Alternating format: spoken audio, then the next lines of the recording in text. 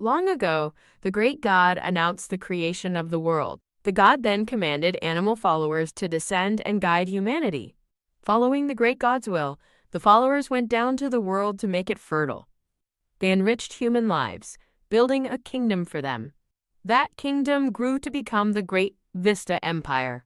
The story shifts to the capital, focusing on the Lexicount family. This magnificent estate is a testament to the Count's status and influence. A girl named Ellie worries about her young lady's sudden marriage up north, but the lady, wearing a red hood, confidently tells her not to worry. The young lady hints at a deeper concern, prompting a tearful Ellie to promise she will be all right. With a smile, the young lady makes a toast to the rabbit's safety. A caravan of carriages proceeds toward a distant castle. Phew! The girl in the red hood lets out a sigh inside the carriage. Inside, 9-year-old Shayla Lexi realizes she is truly getting married into the Grey Wolf family. She quietly refers to herself as a shameless rabbit. The founding myth of the Vista Empire is recalled, created by animals who served the great god. According to this myth, the nobles of the empire, including the Salazar royal family, all worship ancestral animal spirits that represent their noble houses. Among them, the Grey Wolf ducal family are the guardians of the north and worship the wolf. They are known as the mighty steel sword of the empire. In contrast, Shayla reflects on her own family, the Lexicounts, who gained wealth through trade and a dubious claim to be descended from a moon rabbit. She wonders why the powerful Grey Wolf family would agree to a marriage with them. She taps her feet with excitement, thinking it would be fun to have a little brother. With a sly smile, she eagerly wonders what kind of person he will be. And so, at a grand snow-white castle, the wedding of Callion Grey Wolf and Shayla Lexi begins. A priest recites the wedding vows, promising a life of love and reliance. The priest declares them husband and wife, but Shayla stands alone at the altar, blindfolded. Her mind goes blank with shock. Wedding bells ring out, celebrating the union. Later that night, Shayla is furious, questioning a wedding with a bride but no groom. She fumes over the shabby ceremony and the insult of the groom not even showing his face, especially for a grand family like the Grey Wolves. She nervously recalls another unsettling detail from the ceremony. It was the intense, unnerving way the Duke of Grey Wolf had looked at her. Shayla trembles, certain that something is terribly wrong. A servant informs her that young Master Callion is already in the bedroom, which confuses her since he didn't even attend the wedding. Though she feels it strange, she pushes aside her fear, determined not to chicken out now. Resolved, she throws open the doors to the bridal chamber. She enters the room but finds it completely empty, wondering what's going on. As she stands there, she catches a strange, foul smell in the air. She sniffs around the clean room, trying to locate the source of the bizarre odor. Panicked, she covers her mouth, suddenly worried that she is being watched and must be careful. Looking at the empty bed, she begins to fear her new husband didn't show up simply because he dislikes her. But then she wonders why the Grey Wolves would have chosen her specifically, and a dark thought emerges. She imagines herself as a rabbit sacrifice for the Grey Wolf family, recalling that some noble families offer herbivores to their predatory ancestral spirits. Her mind spirals into panic, realizing this marriage might actually be a rabbit roast. She screams in terror and trips, falling to the floor. Cowering on the ground, she hears a noise and wonders if the wolves rumored to roam the castle are real. Listening intently, she tries to determine where the sound came from. Her eyes dart toward a set of doors, thinking the noise came from the dressing room. Cautiously, she rises and approaches the dressing room door to investigate. Jerking to a halt, she takes a hesitant step forward. In the grand room, she spots a small, white, whimpering creature sleeping on the floor. Her heart pounds as her golden eyes widen in surprise. It's a fluffy white puppy, sleeping peacefully among sparkles. The puppy slowly opens its sad, beautiful blue eyes. Shayla kneels down, mesmerized by the tiny creature before her. A recollection explains that ancestral animal spirits are merely symbols for noble families. But rarely mutants are born, like Shayla and her twin sister Layla, who was born a rabbit. These mutants are considered a disgrace, as she remembers her father's disapproving gaze. Staring at the whimpering puppy, Shayla has a sudden, shocking realization about the rushed marriage. She realizes the gray wolf heir must be a mutant, then softly asks the pup why it's whimpering. She imagines the little wolf pup struggling to learn noble etiquette. She thinks the tiny, trembling pup is too small and helpless to even look like a wolf. Smiling, she realizes they are the same and suggests his mutant form is why he missed the wedding. As she reaches for him, asking if he's a wolf, the pup flinches away in fear. The wolf glares intensely, frustrated that she's not understanding him and demanding her attention. He lunges forward in a shadowy blur, startling a wide-eyed Shayla. The scene shifts to a map of Hemlock, in the northern part of the Empire. A story of the Grey Wolf Dukedom begins to unfold. Long ago, demonic creatures called Demos brought chaos and destruction to the world. A fierce, determined blue eye stares out from the darkness. A legendary black warrior, a wolf with a sword, was sent to defeat the evil. This is the legend of the Black Wolf, a hero prophesied to save the North. The prophecy foretells that the Grey Wolf heir is born with the fate of this black wolf. Back in the present, Shayla finds the angry puppy adorable and reassures him she's not ignoring him, but he thinks otherwise. She tries to relate to him, explaining she was a rabbit recently, but he just turns his back. She recalls how her own rabbit ears popped out when she heard about the marriage, earning a scolding. The puppy continues to give her the cold shoulder, and she impatiently asks if he'll keep ignoring her. He fumes silently, thinking the stories of devoted northern husbands are lies, and that he never wanted to marry. Shayla startles him by leaning in, asking if he hates her because her family is inferior. She smiles sweetly, getting closer, and asking if he simply hates her personally. Her directness leaves the little wolf completely flustered and speechless. Panicked, the puppy bolts, leaving a surprised Shayla reaching for him. She watches him flee, asking where he thinks he's going. Following him, Shayla declares the marriage invalid and demands he come out of hiding. The pup is shocked, retorting that he didn't even attend the wedding. She realizes he intentionally missed the wedding to nullify it, and he looks away guiltily. A wave of disappointment washes over Shayla as she understands his true intentions. She sits dejectedly, lamenting the month-long journey she endured like a fool. Clenching her fists, she feels utterly foolish for not realizing the truth sooner. A voice from hiding gives her directions to a storage room. He tells her to find someone named Henry for a carriage home, causing Shayla to ask if he hated her that much. Hurt, she asks why he proposed at all, then resigns herself to the situation and says, "All right." With a final goodbye, Kalion, she turns to leave as the puppy lets out a sad whimper. The puppy, Kalion, watches the door shut, wondering if she really left. He panics, regretting his actions and wishing he had at least said goodbye. Suddenly, Shayla snatches him from behind, triumphantly yelling, "Got you, you rascal!" The puppy yelps as Shayla, reappearing at the door, declares, "Oh, there you are." Having cornered him, she announces this is her home now, while he desperately tells her to go away. Standing outside the locked door he's hiding behind, Shayla declares she isn't leaving him, her husband. With renewed resolve, Shayla thinks she can handle a puppy and has no reason to leave. She collapses onto the bed, realizing she's stuck since the ceremony happened, and going home to her father is not an option. Her golden eyes sparkle with determination. As the 9-year-old drifts to sleep, she dreams of becoming the true power behind the ducal castle. Her dream turns into a nightmare as a shadowy figure screams, "You idiot!" A menacing voice, her father's, warns that if her sister Layla's existence is revealed, their family will be ruined. The nightmare dissolves into a blur of chaotic colors. Shayla jolts awake in bed, terrified and covered in a cold sweat. Seeing the morning light, she sighs with relief that it was just a bad dream. Still shaken, she sits up and worries about her sister's safety.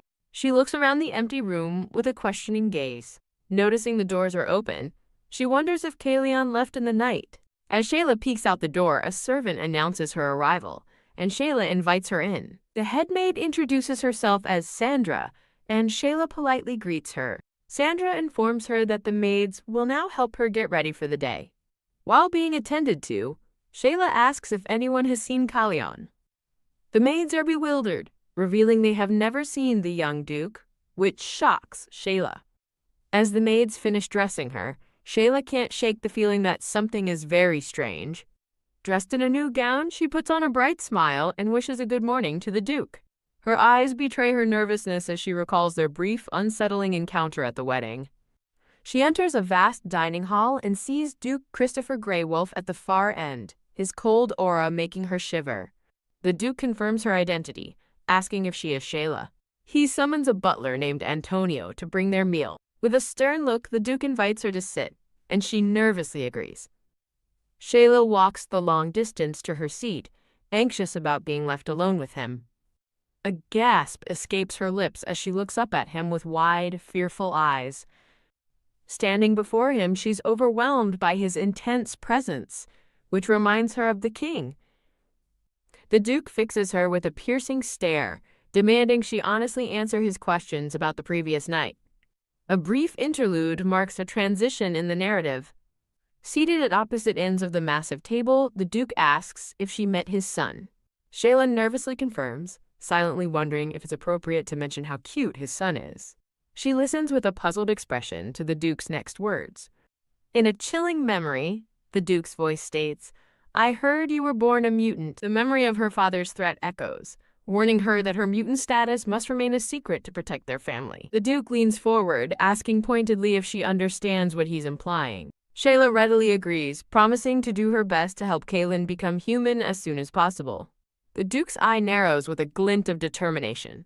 He and Antonio depart, leaving Shayla alone at the table as a servant brings in the food. Antonio expresses his surprise, praising her for understanding the Duke's intentions so quickly. He explains that the Duke is a man of few words, accustomed to the strict hierarchy of his Knight Order. Shayla's eyes widen in surprise as Antonio reveals a massive salad, inviting her to eat. The meal, a vibrant salad, was specially prepared for the young lady from the rabbit family.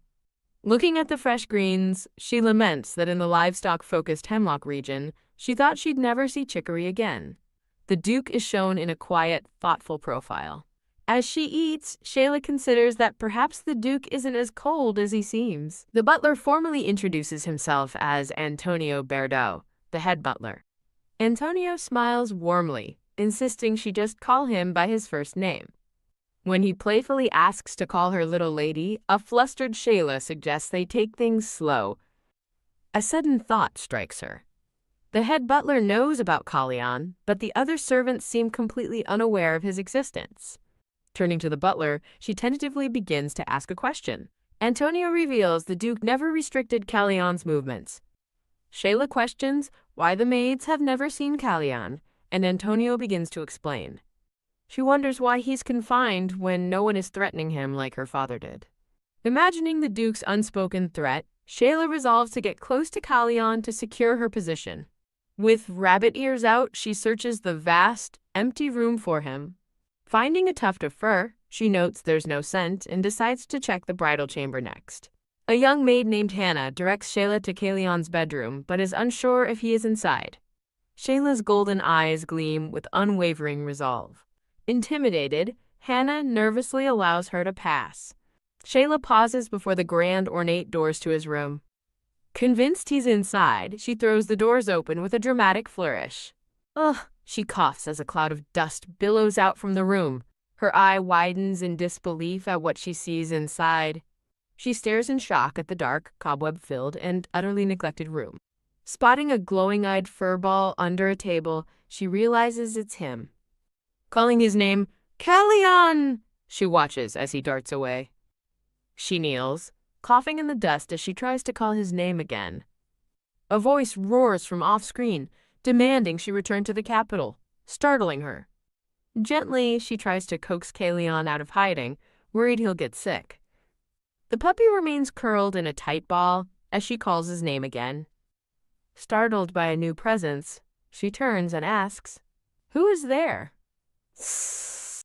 A scruffy, green-eyed man glares furious. She entered the room without permission. The man is taken aback when he recognizes her. He apologizes for his rudeness, introducing himself as a servant and acknowledging her as Kalyan's wife. As Shayla prepares to leave, the man quickly tells her to wait. Noting he's dressed like a huntsman, she questions why he's cleaning instead of the maids. The man explains that Lord Kalyan dislikes women, especially the maids. From his hiding spot, Kalyan angrily barks at her to leave. The man, Henry, awkwardly tries to leave, but Kalyan furiously barks his name. Kalyan glares at Henry, reminding him of a promise. Henry laments that a promise is a promise, leaving Shayla utterly confused. Henry addresses her as Miss, a title that makes her pause. In the dimly lit room, Henry conveys the young master's wish for her to leave. A brief scene reveals that Henry is, in fact, a huntsman. He only visits the duchy to deliver supplies or clean Kalyan's neglected room. Henry presents an escape plan, a cloak, a carriage, and a map. Shayla explains the plan is futile, as her father would simply send her back. To counter this, Henry reveals a chest filled with secret funds from Kalyan. Seeing the chest of gold, Henry suggests she start a new life, but Shayla cuts him off. Clenching her fist, she declares she isn't leaving and questions Kalyan's desperation to get rid of her. Her heart aches as she wonders if he truly hates her that much. She stares down, her resolve hardening. Henry frantically waves his arms, insisting that's not the reason at all. Unconvinced, Shayla listens as Henry insists the young duke actually likes her. She skeptically asks if Kalyan said so himself, which Henry admits he didn't. The narration reveals Kalyan is beyond indifferent and despises most people. In a flashback, Kalyan is seen gazing at a portrait of Shayla. With tears welling in her eyes, she asks why he's trying to kick her out if he likes her. Henry looks uneasy, cautiously asking if she's aware of a certain fact. The Grey Wolf family is loyal to their family, to their wives, and to their domain. Despite being called foolish, the narration continues, the family has always remained as guardians of the frontier. Shayla asks Henry, "So?" as he begins to explain the young duke's true intentions. Henry reveals that Kalyan wants to annul the marriage out of consideration for her, so she may find a better husband. Shayla scoffs, asking where she could possibly find a better match, and Henry nervously brings up the young duke's circumstances. When she demands to know what's wrong with Kalyan, a flustered Henry can only stammer that he's not ordinary. A quiet determination shines in Shayla's golden eyes. But to me, in a flashback, a younger Shayla gently holds a small white rabbit. She hugs the rabbit tightly, a look of pure affection on her face. Back in the present, she clenches her fist, thinking that she must stay if her sister is to be all right. She recalls that the maid she trusts is still her menacing father's servant, reinforcing her resolve. With tears in her eyes, she vows to help Kalyan become human so she can bring her sister here, frustratedly wondering why he keeps pushing her away. Lowering her head, she tells Henry she understands his point, but that the plan to leave is Kalyan's idea, not hers. With a radiant smile, she declares that she likes the marriage very much and will absolutely not return to the capital. When Shayla observes that Henry seems close to Kalyan, he admits it's only because the young duke doesn't interact with anyone else. She approaches the door to Kalyan's room and announces she is coming in. Now wearing full cleaning gear, Shayla announces she's going to clean his room and invites him to watch. Recalling how she cared for her neglected sister, she feels confident that taking care of a mutt will be a piece of cake. With vigorous sweeps, she begins cleaning the dust-choked doorway. She continues to sweep with great effort. The determined cleaning continues in front of his room. After some time, she pauses, surveying the room she started to clean. Overwhelmed, she realizes she's been scrubbing one spot for an hour and admits the room is a serious challenge. Stepping outside, she calls for the maid, Hannah, asking for a bit of help. Hannah is shocked by the young madam's dirty state, as Shayla explains the room's filth and asks for cleaning supplies. While Hannah panics that the young madam is cleaning herself, a weary Shayla insists she can't let him live in dust. Understanding the situation, Hannah places her hand on a fresh pillow. The young maid puts her hands on her head, wondering what she can possibly do to help. With a flash of inspiration, Hannah turns and offers to provide her secret weapon. As she uses the new tool, Shayla admits that even with help, the room is still a difficult task. Peeking from the doorway, Hannah worries if the young madam can manage the monumental task by herself. Shayla holds up the mop, identified as the secret weapon Hannah handed her. She scoffs at the dramatic marketing for the high-priced premium cleaning detergent she's now using. Admitting the product's performance is surprisingly good, she suddenly notices something about the merchant's name. As the sun sets over the castle, she decides she's done enough for one day. Popping her head into the room, she cheerfully promises a startled Kaylin she'll be back tomorrow. Kaylin grumpily tells her to go back to the capital, but she just waves a cheerful "see you tomorrow" and leaves. The fluffy puppy lets out a sigh, a faint blush on his cheeks as he lies on the clean floor. Shayla struggles to haul a large bag of trash out of the room. She discovers a cart for laundry and a washstand with a towel, left for her with helpful notes. Hannah spots a clean Shayla walking down the hall and asks if she's back. With a small smudge still on her cheek, Shayla looks surprised by the question. She flops onto her bed in a fresh nightgown, stretching and exclaiming how refreshed she feels. As Hannah wishes her a good night, Shayla asks her to wait a moment. Shayla thanks Hannah for her help, leaving the young maid confused about what she did. Smiling warmly, Shayla points out that Hannah thoughtfully left the cart and prepared her room for her in advance. She asks why Hannah would go to such lengths for her, and the maid hesitates to answer. With a determined fist pump, Hannah declares she did it to support the young madam, the future true power of Castle Greywolf. Hannah explains that historically, the Duchess of Greywolf has always held the true power, leaving Shayla to wonder if that applies even to the cold, current Duke. A brown-haired maid named Ellie humbly insists she's just a sycophant. In the bedroom, Sasha's thoughts reveal Ellie's confession. She did it all for a raise and career advancement. Pafte, delighted Sasha giggles, puffing her cheeks at the honest confession. Sasha laughs openly on the bed as Ellie earnestly insists she's being serious. Calming down, Sasha promises to help Hannah later, asking her to listen to a story first. Sasha asks Hannah if she knows what's inside Lion's room, but Hannah admits she's never been inside. Her story begins with a vision of a dark, swirling miasma on the ceiling of that room. The scene shifts to a maid, her face masked, staring up in a grand room. The tale describes demonic creatures, the Demos, appearing from another realm, and a warrior who fights them. That warrior is the legendary Black Wolf, the heroic myth of the North, destined to drive back the demons. The story flashes back to Lion's parents, a black-haired man and a silver-haired woman, when Lion was still in the Duchess's womb. Returning to the present, Sasha poses a hypothetical question to Hannah about being the child from that prophecy. She asks what Hannah would do if she were born a mutant, a white wolf, instead of the prophesied black one. A stunned Hannah is left utterly speechless by the question. Gasp! Realization dawns as Hannah understands Sasha is talking about the young lord.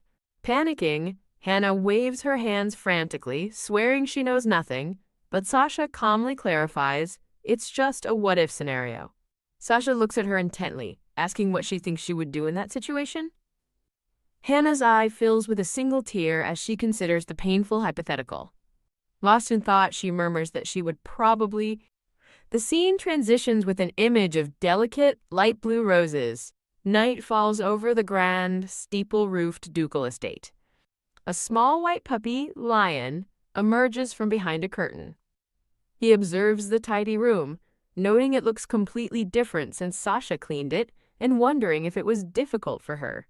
A faint blush dusts his cheeks as he questions why she would go to such trouble just for him. From behind a curtain, a mysterious man in a hat hands a bag to Lion, confirming he brought what was asked for. As the man leaves, he addresses Lion as young master, but the puppy watches him with a look of stern authority.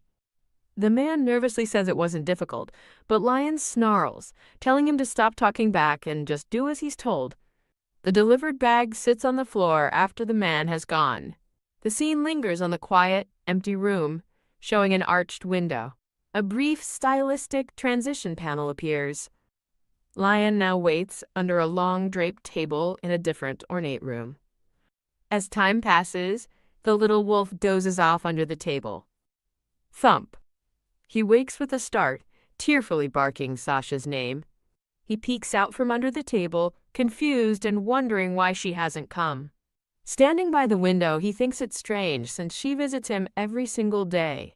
Pacing anxiously, he worries that Sasha might have returned to the capital without even saying goodbye. He shakes his head, trying to convince himself that her departure would be a happy thing. Despite his thoughts, he trembles with worry, unable to shake his unease. Wah! He panics, imagining a lost and crying Sasha wandering unfamiliar halls, calling his name for help. Driven by fear for her safety, he bolts into a run, crying that he has to save Sasha. Meanwhile, a weary Sasha walks down the hall, admitting she's late because she was buried in work. She recalls her busy day, starting with a trip to the inner castle with Sandra in the morning. In the afternoon, a man named Antonio had to explain the treasury funds to her. With renewed determination, she clenches her fists, vowing to tackle the mountain of work somehow. Of course, she thinks, taking care of Lion is also part of her job, only to find his bedroom door wide open. A faint sound catches her ear as she cautiously approaches the room. She calls his name and finds a disheveled Lion, panting and covered in leaves, who looks up in surprise. She's shocked that he went outside, while he's stunned that she hasn't left for the capital after all. It dawns on her that he went looking for her because he thought she had left, as a flustered Lion vehemently denies it. She teases him, knowing he was waiting for her, but he loudly insists he wasn't while his tail wags uncontrollably. Henry restrains his urge to kiss the sleeping Shayla, believing patience is a virtue. Shayla decides to finish tidying up the room, with Callion at her heels. With the room nearly clean, she stands determined, knowing one last task remains.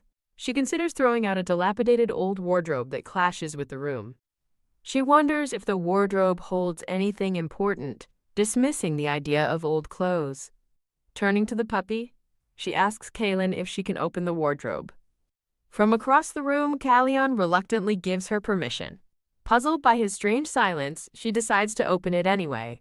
With a gust of air, she throws open the wardrobe doors. Her eyes widen in disbelief as she questions what she's seeing inside. A flashback reveals a maid's thought that the contents are likely something sad. In the past, the maid explains that a mother dies if she gives birth to a mutant, causing a younger Shayla to realize why she and her sister never knew their mother. A flashback shows a somber man holding a newborn over the body of a deceased woman. The man weeps over the baby, burdened by a father's profound grief. Inside the wardrobe, Shayla discovers a collection of brand new baby clothes. She touches the carefully made garments, realizing they've never been worn.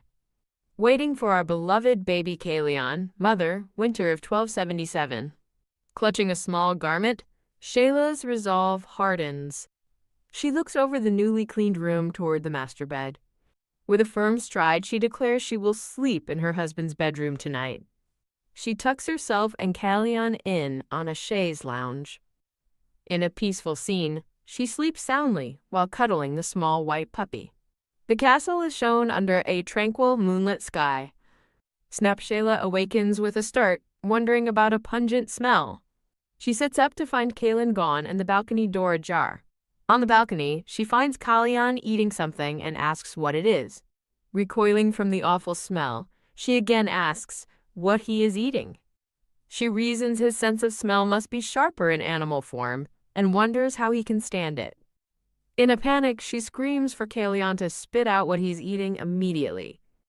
She grabs the puppy, frantically trying to pry its mouth open. As he struggles, she's shocked to realize he's incredibly skinny beneath all his fur. Holding up a small sack, she realizes he's been skipping meals to eat its contents. She angrily demands to know what he has been eating. He reveals a large bulb of garlic. An encyclopedia entry identifies garlic as the devil's seed, making Shayla tremble with fear. Crying, she hugs Callion, asking if someone threatened him into eating the devil's seed. Callion admits he asked Henry to get it for him, baffling Shayla. "Wah!" he cries, exclaiming he was told he could become human by eating 100 of them. Stunned, Shayla listens as Kalion recounts a story from a merchant about a bear who became human after eating garlic. She erupts in frustration, yelling that the story is nonsense. Kalion sadly wonders if he had to eat all 100 at once, prompting Shayla to ask how many he's had. He answers, 81, and she despairs, realizing he's eaten only garlic for 3 months. She forcefully grabs him, shouting that he's a stupid idiot. She explains that eating garlic won't make him human and that merchants invent such stories to sell products. A tearful Kalion admits he thought the story was strange. Shayla's expression shifts with sudden resolve. She boldly tells a confused Kalion that she knows how he can return to his human form. With sparkling eyes, she prepares to sell her lie. As she elaborates, a narration explains her strategy of using bold emotion, which convinces Kalion it must be true. The puppy excitedly barks, asking why she didn't tell him sooner. Shayla calls out Kalion for hiding under the bed. He tries to act cute but flusteredly denies it. When Kalion asks how to become human, Shayla reveals he must follow her step-by-step training. The first step is to eat well, which he does with gusto. After his meal, a full Kalion dozes off as Shayla reflects on his hunger. Her thoughts turn toward her father as the scene transitions. Shayla informs her father she will now be eating breakfast in the bedroom with Kalion. She takes her leave from the dining room, leaving her father to his wine. The Duke's aide observes that Shayla is remarkably perceptive for her age. He reports that she has already reorganized the young master's bedroom, piquing the Duke's interest. The Duke concludes the marriage wasn't a mistake, though he finds her lack of tantrums unusual. Shayla diligently pushes a food cart down the hallway. She internally scolds the Duke for being careless about what his own son eats. Seeing a round, content puppy, she wonders if he's gained weight. When she tries to weigh him, a panicked Kalion refuses and bolts away. He argues that eating was the first step, but she insists weighing is also part of it. Kayling grows suspicious, accusing her of lying and just using food to win him over. Feigning offense, she asks why he'd believe a merchant but not his own wife. She offers to show him proof, threatening to leave if he still disbelieves her. Insisting on intimacy, she tells him to call her by the nickname Sasha. She invents a fake law about family names, leaving a confused Kalion to question it. With a charming glint in her eye, she persuades him to use her nickname. He shyly addresses her as Sasha, and she smiles in approval. When she suggests the nickname Coco for him, he immediately rejects it in his thoughts.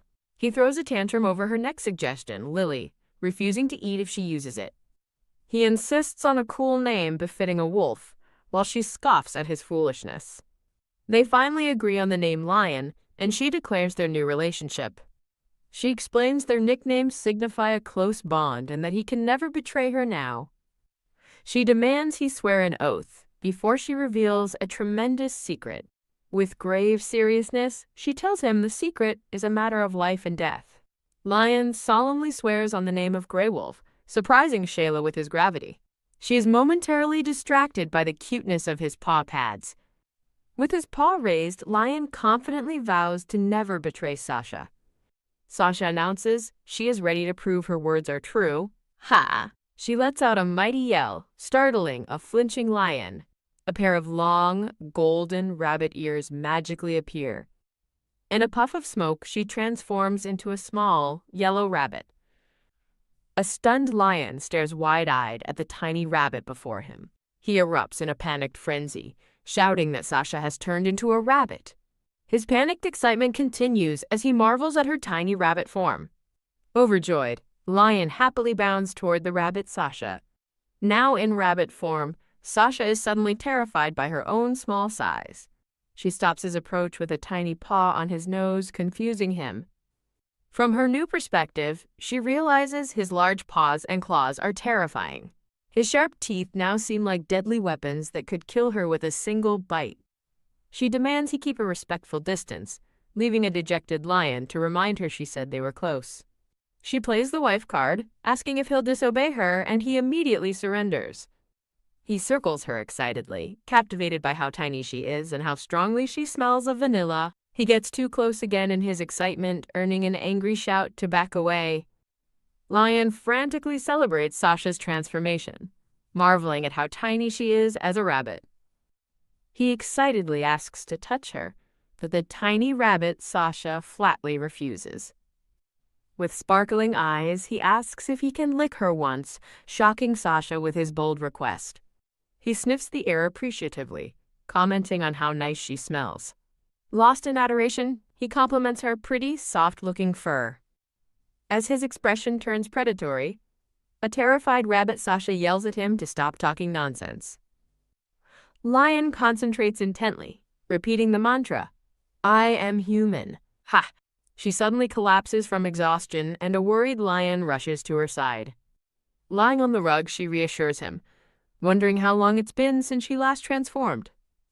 Her thoughts are interrupted by a flash of a dark, menacing figure with glowing eyes. Her expression hardens with determination. Getting to her feet, she tells a concerned Lion that she's fine and orders him to try transforming. Lion sits obediently and concentrates, chanting that he is human. Shayla lets out a sudden, startled scream.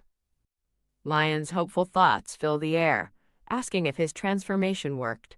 Holding her breath until her cheeks puff out, Shayla thinks she can't stand it anymore as Lion eagerly asks for the results. Ah! Her scream echoes from the castle as she lunges toward him, calling him an adorable puppy. She smothers the struggling puppy in a flurry of affectionate hugs and kisses. Later, on the balcony, she makes him promise not to tell anyone about her ability, fearing she'd be sold to a circus. Lion solemnly agrees, stating that in the north, a promise is more sacred than life itself. A vision of a young boy and girl at sunset appears as he vows he will never betray Sasha. A close-up reveals the profound emotion in Shayla's eyes. Shayla steels herself, thinking she's alone in this world and can't possibly rely on the idiot mutt. Seeing his fluffy form, she thinks he must be disappointed he couldn't become human. As she tries to speak to him, she's distracted by his furiously wagging tail and asks him what's wrong. Lion excitedly realizes she just called him by his nickname Lion for the very first time, leaving a confused Sasha to ask, "I did." Whoa. He joyfully confirms she did and playfully tackles her with licks. She cries out for him to stop as the scene pulls back from the balcony. The scene shifts to a snowy mountain range as Shayla begins writing a letter to her beloved nanny. She writes that she's doing well in the cold and harsh Hemlock Mountains. The letter adds that the people have been kind and are treating her well. She starts to write that her husband is a fool, then immediately decides against it. She worries her father will read the letter before it's sent and that her nanny will show it to someone named Ellie, holding the letter signed from her rabbit Shayla. She hopes Ellie will understand its hidden meaning. Her true intention is revealed. A coded message asking about her sister, who is shown as a white rabbit in a cage. She recalls her sister Layla, a white rabbit her father kept caged, ready to pass her off as a pet if discovered. A tear falls as she laments the dangerous journey that separates her from her sister and the chaos that would ensue if she went missing. Wiping her tear, she resolves to become the perfect gray wolf so that everyone will need her. She vows to become so powerful that her father, Count Lexi, won't be able to stop her when she comes to take her sister away. Back at her desk, she is interrupted by a knock and invites someone named Antonio to enter. A smiling man named Antonio enters, politely asking how things are going with the young Duke. Shayla says they are getting close, internally noting she can't mention her rabbit form is the reason why. She mentions Lion sat on her lap, a revelation that Antonio, who calls it amazing. When she asks why it's so surprising, Antonio explains that the young Duke has never willingly initiated contact with anyone before. With a serious expression, she asks why Lion keeps his distance from people. Antonio's face turns somber as he explains that Lion was never very outgoing to begin with. He continues, stating that an unfortunate incident made his isolation even worse. He reveals the shocking truth. 5 years ago, when Lion was only 2, he was kidnapped by one of the maids. A shocked Shayla asks if the maid really kidnapped him. A flashback shows a maid explaining she wanted to take the lonely puppy home to spoil him. Antonio confirms they found something troubling when they went to retrieve the young lord from the maid's house. As Antonio explains Lion's growing avoidance of people, a vision shows the small puppy tied to a post. Antonio reveals Lion has grown to hate maids, and Shayla asks what punishment the kidnapper received. Shayla erupts in anger upon hearing the maid was only banished, questioning such a light punishment for the Grey Wolf heir. Antonio explains the light sentence was because the young lord refused to reveal his true identity. Her thoughts clarify that Lion was too ashamed to admit he was Kaleon Greywolf. She realizes he must have hated being treated like a pet, making it even more humiliating to reveal his royal lineage. Shayla quietly wonders if she hurt him too by calling him cute. Antonio earnestly pleads with her to help the young lord become his true self again. Later, as her maid brushes her hair, Shayla calls out to her, Hannah. As Hannah brushes her hair, Shayla asks a hypothetical question about the mutant young lord, prompting Hannah to note her constant focus on him. Shayla asks what the real problem is, if someone can't admit they're the young lord, and Hannah ponders the question. A dark vision shows a small puppy facing a crowd of mocking figures, as Hannah suggests people's negative reactions are the problem.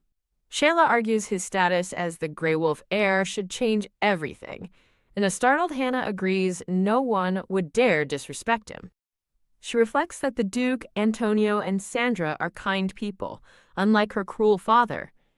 With sudden clarity, Shayla realizes what Kaleon truly needs. She points at Lion, declaring his problem is a lack of confidence.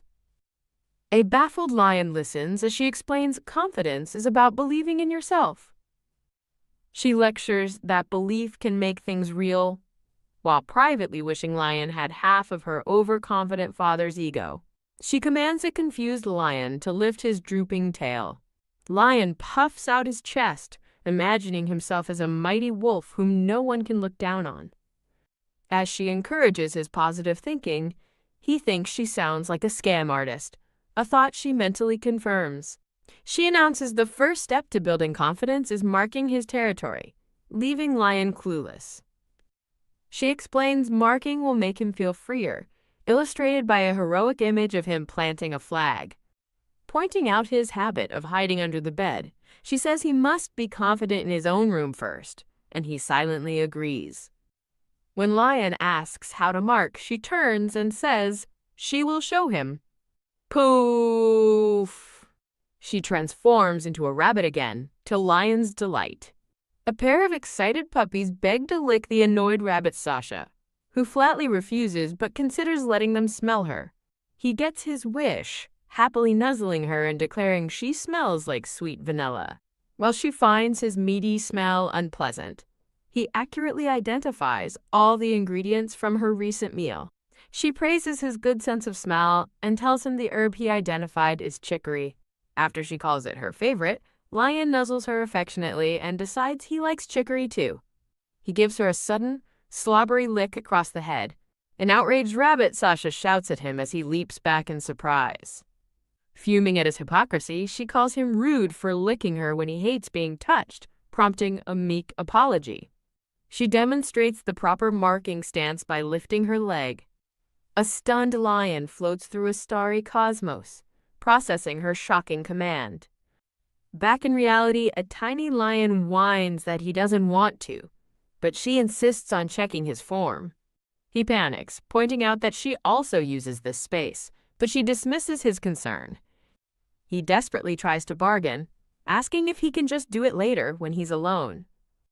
Sensing it's better not to force him, she agrees, and a tearfully relieved Lion asks if it's really okay. She confirms it's fine, but immediately orders him to lift his tail, muttering about the state of modern wolves. Relenting, she invites him to come smell her instead, and he bounds toward her happily. Their moment is interrupted by a sound, and a startled Shayla, now human again, asks who's there. A voice from the hall identifies himself as Antonio and asks if the young lord is inside. When Antonio asks to enter, she consults Lion, who tells her to do as she pleases. Granting permission, Shayla calls for him to come in as the door creaks open. Sasha asks a man named Antonio for his opinion on her dress, but he humbly defers to her taste. Antonio realizes he's there on the Duke's orders to check on Kalyan, as Sasha cheerfully announces that the young lord is present. Thump! Sasha turns to where Lion should be, only to find an empty spot on the floor. Internally panicking that the idiot puppy misbehaved, Sasha nervously tells Antonio that he must have stepped out onto the terrace. Antonio announces his departure, leaving a confused Sasha wondering if he had something else to say. Peeking back with a smile, Antonio wishes her well before quietly closing the door. Sasha stands alone in the room, puzzled by the man's strange behavior. Ugh, a terrible stench hits her, and she realizes with disgust that it's the reason Lion ran away. She finds Lion hiding under the bed, angrily asking if he marked his territory in the room. She mentally corrects herself not to call him cute as the little white puppy looks up at her curiously. Clapping excitedly, she calls him a good boy, while his wagging tail betrays his thought that he didn't do anything special. As Sasha smiles with her hands clasped, Lion quietly addresses her. A blushing Lion asks if she was about to give him a hug. The scene focuses on his small, clean paws standing on the floor. A quiet moment of affection hangs in the air between them. Thinking back, Lion complains that she hasn't petted him all day, a fact that seems to surprise her. A pouting Lion wonders if she's upset, but Sasha thinks she's the one holding back for his own good. With tears in his eyes, Lion asks if she doesn't like him anymore, leaving Sasha speechless. Sasha snaps, accusing her rabbit-form companion of only liking her when she's a rabbit, an accusation he tearfully denies. She shouts that he avoids her when she's human, but Lion insists it's not true. He explains that her tiny rabbit form makes him feel protective, but she just calls him a liar. Wah! The puppy recoils in shock as Sasha declares he only likes her because she smells good. Sasha demands to know if he wanted to eat her and if he'd eat rabbit meat, as he desperately denies everything. Collapsing in a fluffy heap, Lion promises he'd never eat it and insists he never wanted to eat her. He tearfully confesses that he just likes her, leaving Sasha to stare in silence. Sasha kneels and reminds him they are both human, so of course he wouldn't do something so savage. She gently wipes away his tears as he mumbles his agreement. She pulls the crying puppy into a warm, comforting embrace. Lion asks if she really thinks he's human, admitting he doesn't feel like it when he's stuck in his puppy form. Squeezing him tightly, Sasha calls him an idiot and reassures him that he will grow into a handsome young man. She points to the jewels on her clothes, explaining that they started as nothing more than special stones. In a funny visual, she imagines herself as a craftsman with a chainsaw, explaining how the stones were cut and polished to reveal the gem inside. She calls Lion a gemstone and herself the craftsman, but he looks unsure, wondering if he can truly become a jewel. Sasha insists that if he fails, it's the craftsman's fault, while he worries he's just an ordinary stone. With a brilliant, confident smile, Sasha wordlessly conveys her absolute faith in him. Her unwavering belief brings a tear to his eye and a blush to his cheeks. Sasha explains she learned all this from a book, prompting an amazed Lion to ask if she can read too. His expression falls in surprise as he processes her inability to read. Watching her with adoration, Lion quietly resolves to become human soon. To make up for making her cry, Lion offers to let the rabbit Sasha lick him once, and she responds with an excited, "Wow." He sets a firm rule: only one lick and no touching his ears. Lion gently holds the tiny rabbit in his mouth, the room falling silent. A vibrant panel marks a sudden, impactful shift in the scene. Later that night, Lion sleeps soundly on a tattered old sack. Sasha sweeps up piles of white fur, complaining about his shedding and her confusing role as a noble lady doing maid's work. She carefully peeks under a piece of furniture, her gaze fixed on something. She laments the filthy blanket Lion sleeps on, wanting to wash it but fearing he'll be left on the bare floor. As she reaches for the dirty blanket to clean it, a sleepy Lion stirs and questions her actions. Shayla recalls the golden ring. She remembers wanting a specific jewel used for it. She hoped the ring would remind him of her golden eyes. A vision of their hands joined symbolizes their engagement. Lion seems to understand, but she thinks the ring wouldn't fit his puppy paws. She decides to borrow the ring, assuming he kept it safe. She resolves that Kalyan should be the one to carry the ring. She prepares a small pouch for him to wear. Arriving at night, she identifies the building as the library. Finding the library doors locked, she wonders how to get in. She notices a small gap in the wall, a potential entry point. Her rabbit ears twitch as she realizes she can fit through. She transforms and easily squeezes through the gap as a rabbit. A dark-haired man inside the library spots her, surprised. She freezes, petrified by the unexpected encounter. Panicked, she realizes she broke the rule about transforming in public. Terrified, she wonders if he recognized her in this form. Her mind races with fears of being kicked out and sent back to her father. The man walks away, leaving her to wonder if he even saw her. Relieved, she scurries deeper into the library. Now human again, she blames Kalyan's adoration for her reckless overconfidence. She resolves to become smarter, starting by teaching Kalyan to read. She discovers a book titled Understanding Species, the Wolf Edition.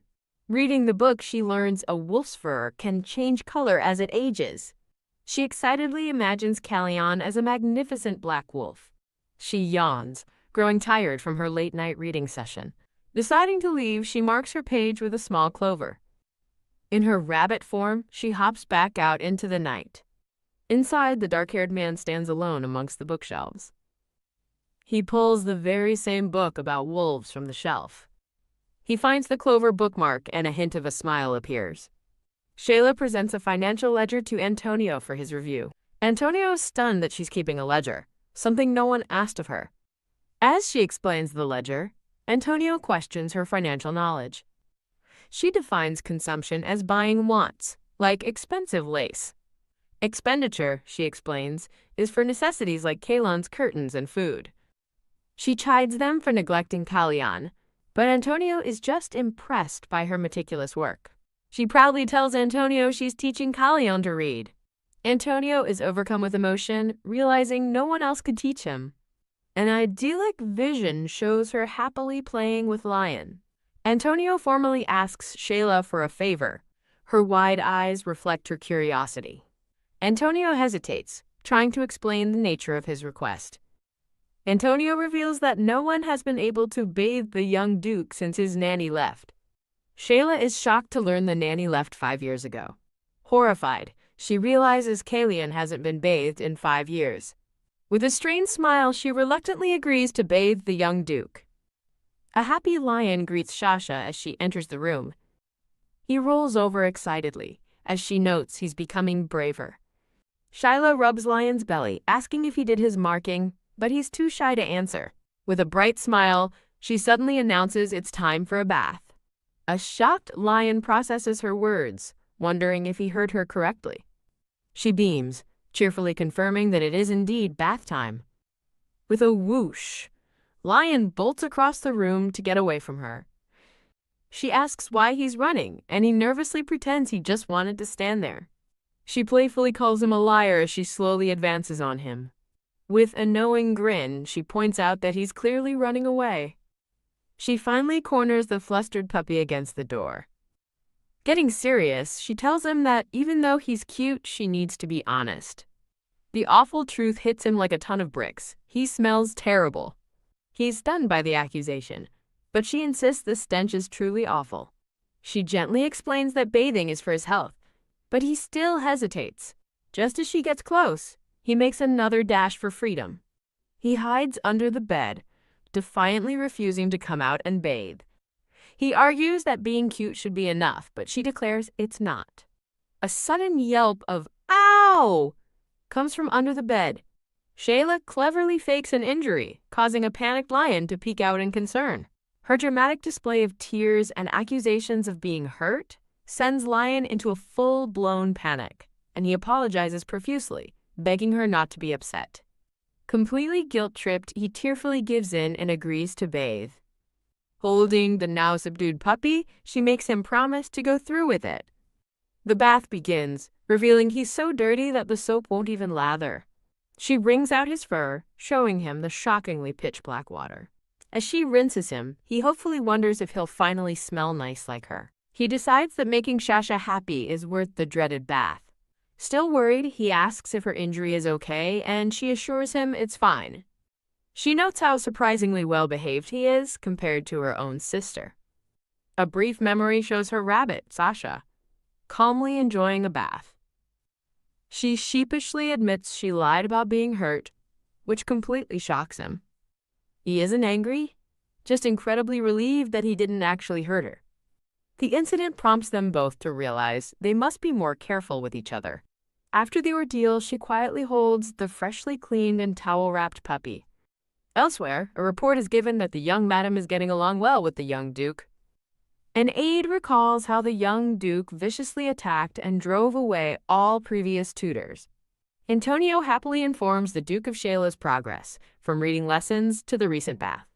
With newfound hope, the Duke declares that Lion will attend the Hunt Festival banquet. He plans to prepare a seat for his son, though his aide privately doubts it will be that easy. Antonio, however, has complete faith in Shayla's positive influence. The Duke agrees that Shayla is doing well, admitting he disliked her family at first. He reflects that with his son's condition, he couldn't afford to be picky about marriage prospects. What truly disgusted him, he remembers, was her father. A memory shows Kalion choosing Shayla's portrait, a fate she never would have imagined.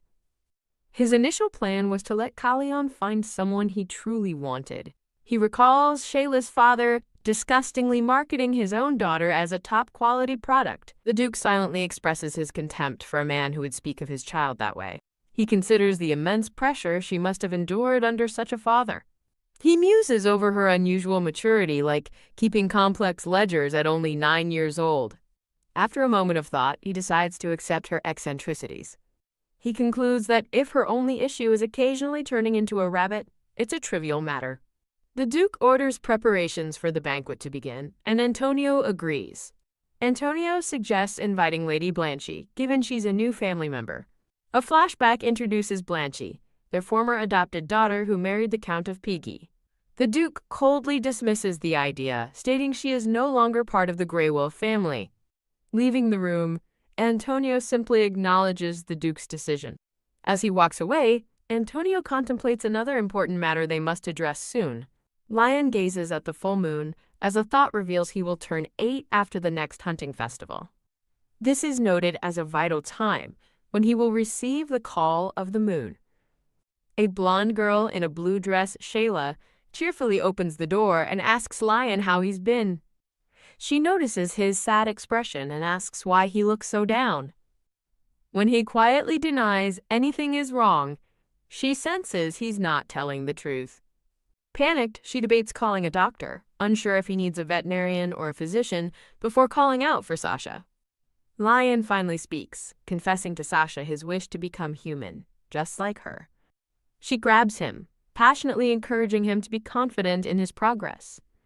Lifting him up, she promises that his patience will eventually be rewarded. As a vision of a crying lion appears, Shayla walks outside, wondering if she's being insensitive. She reflects that she may have forgotten the hardships mutants face since becoming human. Deciding to experience it again, she resolves to transform into a rabbit one last time. From behind a bush, a rustle signals her transformation. She hops through the snow, now a small yellow rabbit. She freezes in fear as 2 servants tower over her, looking enormous from her new perspective. She worries about being stuck as a rabbit and imagines a man finding her delicious. She realizes that if people accept Kalion as he is, he won't have to fear them. She understands that being accepted is what truly matters, regardless of his form. Determined, Shayla vows to help Kalion learn to love himself. A flash of light marks her change back into her human form. Now human again, she walks past a maid carrying a basket. Her eyes widen in horror as she realizes she's been seen. The startled maid drops her basket, looking back in confusion. An awkward silence falls between them on the snowy path. The maid nervously asks Shayla if she saw that, and Shayla hesitates to answer. The maid frantically promises she saw nothing, while Shayla panics, realizing she saw everything. Shayla grabs the flustered maid by the arm and quickly leads her away. Inside, she slams the doors, declaring she's never turning into a rabbit again. Presenting the maid with a table full of desserts, Shayla offers her a treat. She then sternly demands the maid tell her exactly what she saw. The maid recalls seeing a rustle in the bushes while she was walking. A flashback shows the moment a small yellow rabbit popped out from the leaves. The maid blushes, absolutely stunned that Shayla can turn into such an adorable rabbit. Shayla is utterly bewildered by the maid's unexpected reaction. As Shayla tries to explain the seriousness, the maid gushes that it was so adorable she followed instinctively. The maid tearfully scolds her for hiding something so cute, leaving Shayla exasperated. Shayla addresses the maid as Hannah, offering a deal if she promises absolute secrecy. She agrees to show her the rabbit form just one more time. Hannah gently pets the rabbit, amazed by how soft her fur is. Overcome with emotion, Hannah hugs the small rabbit and thanks her profusely. She expresses sympathy, realizing it must have been difficult for Shayla as a mutant. Hannah asks if she has a sister, and Shayla, as a rabbit, confirms her sister is with the Lexicount family. The maid reminisces about her own sister, recalling how she used to take her for walks and give her baths. Hannah empathizes with Sasha, sharing that she also misses her own younger sister. In her rabbit form, Sasha reflects on Hannah also having a sister. A fond memory shows a younger Sasha and Lion sleeping peacefully together. Startled awake, Lion gasps Sasha's name in alarm. Lion leaps into a surprised Sasha's arms for a hug. Sasha happily hugs him back, vowing to show him more affection. Over a snowy landscape, Sasha declares Lion is the cutest in the world. The scene shifts to a dark, menacing shadow lurking in the woods. More shadowy figures with glowing red eyes emerge from the darkness. Back in her room, Hannah brushes Sasha's hair as Sasha poses a question. Sasha wonders aloud if people would be surprised to see the young Duke in his wolf form. Hannah thoughtfully agrees that some people would indeed be surprised. When Sasha worries Lion might get hurt by ridicule, Hannah passionately vows to protect him. Putting on a brave face, Hannah vows to demand respect for Kaleon Greywolf, making Sasha laugh. Sasha imagines Lion proudly introducing himself as Kaleon Greywolf. With a soft smile, Sasha truly hopes he'll be that confident one day. Hannah reassures a smiling Sasha that he definitely will be. An older woman announces it's time to go, and Sasha confirms she's ready. The narration marks Sasha's first official visit to the outer castle of the north. Sasha tours the bustling town square, determined to understand her people's lives. As they walk, the older woman notes the town's liveliness and upcoming winter preparations.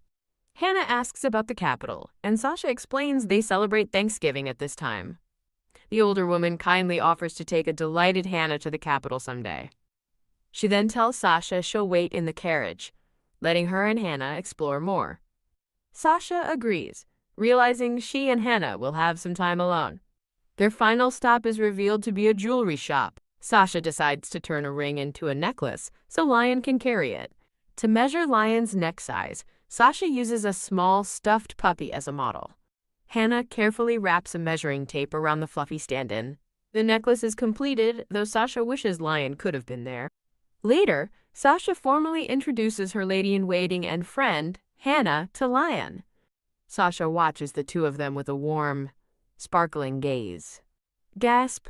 Hannah is stunned when Sasha asks if there's anything she'd like. Sasha insists on buying her a gift, but a flustered Hannah refuses. Hannah continues to hesitate, unable to accept such a generous offer. As Sasha points out a pretty item, Hannah begs her to stop. Leaving the shop, Hannah suggests they return for the gift later.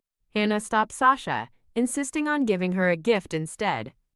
She eagerly tells a confused Sasha about the outer castle's hidden gem restaurants. Before Sasha can react, Hannah dashes off to buy snacks for them. Sasha worries Hannah will be scolded by Sandra for leaving her unattended. She smiles, eagerly anticipating what kind of treats Hannah will bring. Deciding to wait, Sasha daydreams about sharing the snacks with Lion. Ding dong! A sudden emergency alarm startles Sasha. Ah! Panic erupts as people scream and flee, leaving Sasha bewildered. A shout reveals the cause of the panic. Demos have appeared. The story recalls a cruel demon legion that wields dark magic. A terrifying magical beast commanded by the demons materializes before Sasha. The glowing purple eyes of the monsters fill the screen with malice. Frozen in terror, Sasha hears a desperate cry of, "Little madam!" In a harrowing flashback, Hannah cries out in pain as she is violently thrown back. A terrifying shadow creature with glowing purple eyes lands on the cobblestone street. Hannah grabs Sasha's hand, urging her to run as the monster looms behind them. A woman with glasses, Sandra, reaches out from a carriage, offering them a hand to safety. A terrified Sasha is pulled along by Hannah, stammering in fear. Sandra pulls the girls into the carriage, telling them to hurry as their hands connect. As Sasha is pulled inside, she screams for Hannah, who is suddenly grabbed from behind. A dark tendril yanks Hannah away, pulling her from Sasha's grasp. Consumed by darkness, Hannah's face contorts in terror as Sasha screams her name. Sandra holds the frantic Sasha back, insisting she must not follow. As the carriage speeds away, Sasha desperately calls out, realizing Hannah was left behind. She cries that Hannah is with the monsters and pleads that they must go back and save her. Sasha screams Sandra's name, her face streaked with tears of pure desperation. With a somber expression, Sandra struggles to tell Sasha what has become of Hannah. Sandra's face hardens with resolve while Sasha stares in horrified disbelief. Sasha fears the worst, thinking Hannah must be dead as she recalls the magic beasts of Asha. Overwhelmed by grief, Sasha can only whisper her friend's name as a single tear falls. Sandra comforts the sobbing girl, sharing a belief that the dead are reborn as beautiful wildflowers. A memory of a smiling Hannah appears, gently advising Sasha not to keep calling for her. Sandra tries to soothe Sasha's grief, comparing the memory to a pleasant dream. The happy, innocent face of Hannah smiles warmly in the blue-hued memory. The dream twists into a nightmare as a corrupted Hannah calls Sasha a coward for letting her die. The shadow creature grabs Sasha's leg, its voice blaming her for its death. A terrifying, distorted face screams that Sasha is the one who ruined everything. Sasha bolts upright in bed, gasping in terror from the horrific nightmare. A fluffy white lion looks at her with a gentle and comforting smile. Lion continues to watch over her with a soft, warm expression. Nudging her cheek, Lion gently asks his Sasha if she is crying. As Lion licks her tears, she feels his warmth and realizes with relief it was only a dream. She stares into the night, wondering if Lion came to her room because she hadn't come to his. Sasha remembers being too flustered after the incident to even see Lion. The traumatic image of Hannah being taken floods her memory once more. Overwhelmed with guilt and sorrow, Sasha sobs that it's impossible. She covers her face and cries out her friend's name in anguish. Sasha buries her face in her pillow, sobbing uncontrollably as Lion stays by her side. The ornate and empty bed stands in the quiet, moonlit room. Lion comforts Sasha, telling her not to cry because her sadness makes him sad too. Sasha looks up, her tear-filled eyes showing a flicker of resolve. Hiding under the covers, she denies crying, but Lion gently insists that she is. She protests that only little kids cry, but Lion nuzzles closer, unconvinced. Lion reveals he tasted her tears when he licked her cheek, and she tells him to stop tickling her. Laughing through her tears, she hugs Lion and tells him again to stop licking her. Holding him tight, she softly says his name, remarking on how much he has grown. Lion perks up, asking if it's true, and she confirms that he's gotten heavier. Lion happily agrees, and the two cuddle together to fall asleep. A new day dawns, its light filtering through the bare branches of a tree. Sasha stirs from her sleep, gently rubbing her eye as she wakes up. She sits up with a sudden gasp, startled by what she sees. Lion peeks his head out from under the covers, greeting her as she realizes they slept together. Lion asks if Sasha's okay now, but she gasps in shock at his appearance. As Lion wags his tail, Sasha points in disbelief, exclaiming about his ears. He excitedly jumps around her feet, urging her to look at him. Sasha happily hugs Lion, who cheers that his ears are standing. She tells him it means he's growing fast. The two dance joyfully as she praises him and he credits his growth to her. The scene shifts as armored boots walk heavily down a red carpeted hall. Antonio formally welcomes the armored figure, addressing him as my lord. The lord, a black-haired man revealed to be the duke, stands bloodied and wounded as Antonio notes how nasty his injuries are. Antonio suggests treating the duke's wounds first, reporting that the monster attacks are becoming more frequent, especially while Shayla was in the village. The duke immediately asks if Shayla is okay. Antonio replies that while she wasn't injured, she lost a close maid and is struggling. The duke's expression hardens with resolve. A declarative statement appears, confirming the knight's training was not in vain. The narrative introduces the elite Grey Wolf Knights, confident they can even challenge the notorious Demon Legion. However, the true threat is the powerful Demos beasts. The knights barely defeated 3 and let 2 escape during a recent village attack. The Duke finds it strange, noting that the Demos have never fled a battle before. He worries about their evolving intelligence, questioning if they can even fight monsters capable of tactical retreats and ambushes. He dismisses the legend of the Black Wolf, who slew a Demios alone, as a mere story born of hope. The focus shifts to a sleeping lion, questioning if he is the true figure of the prophecy. A new silver-haired maid brushes Sasha's hair, remarking that she doesn't look well. Sasha flinches as the maid pulls her hair back into a style. With her hair tied up, Sasha sadly thinks that she still has no idea what truly happened to Hannah. The maid bluntly states Hannah is probably dead, claiming the Demos devoured many villagers. She adds that there will be a joint funeral since many bodies, like Hannah's, weren't recovered. With a sharp thwack, Sasha snatches the hairbrush from the maid's hand. Sasha glares back at the maid, her eyes wide with shock and anger. Turning away, Sasha coldly dismisses the maid. The new maid simply bids her to rest well. The narrative identifies the new maid as Jessica Mallory, daughter of a minor northern baron. It's revealed she was hired to replace Hannah. Sasha stands alone, thinking that there can be no replacement for her lost friend. Lion peeks out from hiding, asking if the maid is gone, and Sasha confirms it.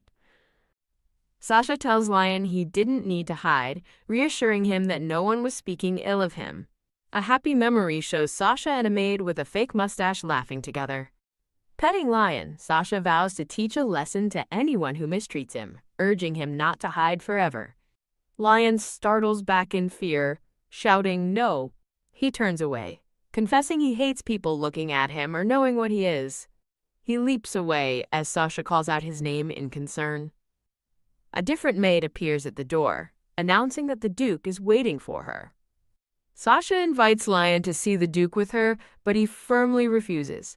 With a somber and determined look, Sasha clenches her fist. She walks out of the room, leaving Lion behind. The Duke rests in his grand, ornate bed, recovering from his injuries. Arriving with Antonio, Sasha sees the injured Duke and is immediately concerned. She asks if he is all right, and he weakly assures her that proper treatment will be enough. Antonio leans in, informing Sasha that the Duke has something important to tell her. He reveals the topic concerns the northern Hemlock Mountains and the Kingdom of Asha. The Duke begins his report. A coup for the throne recently took place in the Asha Kingdom. He explains the conflict was between 2 rival powers, the powerful Veramos family and the legitimate Asha royal house. The Veramos family strategically placed an adopted heir in the royal family, who ultimately seized power. Now the new king, Helgat Asha, holds the royal name, but is loyal only to the Veramos family.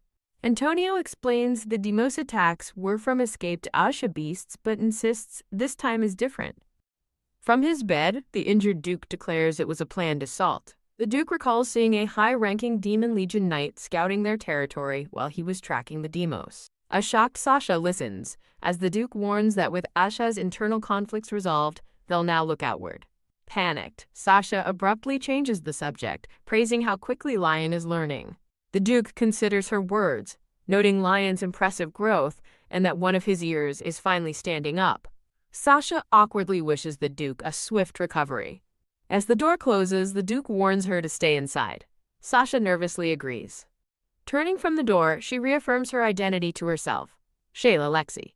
The memory of the Duke's words triggers a terrible realization. War might break out soon. Sandra, the head maid, peeks around a corner with a concerned expression. Seeing the new maid, Jessica, at the young Duchess's door, Sandra wonders what she's doing. Jessica reaches for the handle of the young Duchess's door. Sandra grabs her wrist, demanding to know what she is doing. Jessica coldly informs Sandra that the young Duchess desires privacy, allowing only her personal attendant inside. Sandra quickly apologizes, claiming she must have mistaken the room. Jessica sternly tells her not to make that mistake again before dismissing her. Jessica walks away with a confident stride. Fuming with rage, Jessica silently seethes at how Sandra dared to speak to her like that. The scene transitions to a village square at dusk. Two priests preside over a public funeral service for the victims. Sasha is surrounded by the sorrow of the other mourners. Dressed in black, Sasha prays, silently apologizing to Hannah and blaming herself for her death. A bright, happy memory of a smiling Hannah flashes through her mind. She wishes for Hannah to rest in peace, hoping she is reborn as a wildflower that can never be trampled. A veiled woman gently tells Sasha the sun is setting, and she agrees to return to the manor. Sasha glances back with a heavy heart before leaving. A terrifying, shadowy figure with glowing eyes momentarily appears. Sasha gasps in shock, prompting the woman beside her to ask what's wrong.